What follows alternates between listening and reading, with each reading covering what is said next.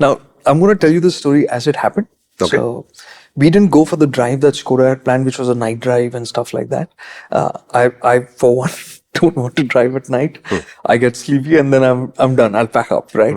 So we got the car, and in Pune, I had it, and I didn't have time to drive it immediately when it came.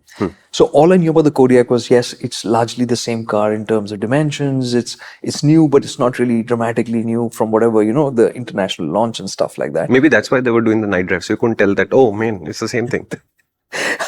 Whenever we've said this before, when all this happens, then you're just thinking, what are they trying to hide? Yeah. Right? Yeah. Why so much planning? Yeah, a non-gimmicky launch and a drive or ride usually suggests we want to focus on the product. The more gimmicks that are introduced, the more you're like, why does this need a gimmick? Correct. Yeah.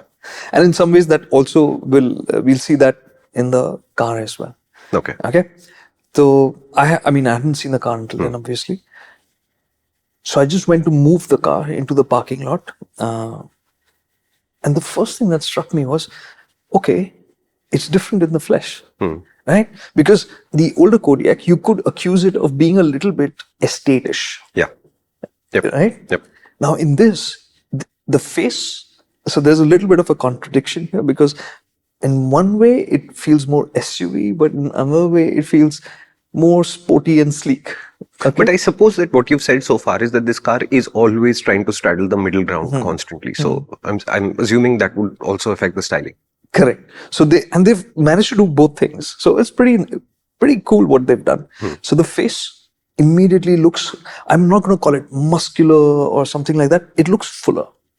So the bonnet itself is higher. The car feels more puffed up. So it has more presence immediately. It's got a new design and all of that is there. You can see that in the videos and pictures. The car that I drove was a white color car. The car that you'll see in the video footage that will be there, which was provided by Skoda, that's a bronze, that color car. Okay. So it's that. We had it in white. So you'll see some of those pictures. You'll see some of my pictures. I did drive it at night in Pune as well. But I spent then the next day driving it in the day. So that first impression was that this feels more meaty. Okay, that's the face of it. You go look at it from the side, and it's a longer car. And the wheelbase is the same, but the length is more. The height is a bit lower. The width is a little bit narrow. But I'll ignore that because these things typically come down to mirrors and what is the widest point of the body, like that. Not really in terms of the actual functional width of the car. Got it. And when you look at it from the rear, you realize it's longer. It's about 60 mm longer, so it's not much. And the thing is that you'd think it's all been added at the back, but it's actually split between the two. So it makes sense that it's looking meatier up front. Got it. It's also looking longer at the rear. And it's a bigger looking car. It's a more premium looking car. It's some of the finishes, like right at the D-pillar, they call this dark chrome or something. It's silver to my eyes. That panel. So it's got those kind of details which make it look like a more upmarket car for sure. And it's got all the LED lighting and stuff, which Skoda does very nicely. In the grille, there's a bar that's running through. Handsome looking car. Definitely will make, and this happened, I was driving it on the expressway and I had a previous gen Kodiaq that I passed. And you could see the guy in the car, his eyes like light up saying, oh, that's the new Kodiaq, right? And he followed looking at the car.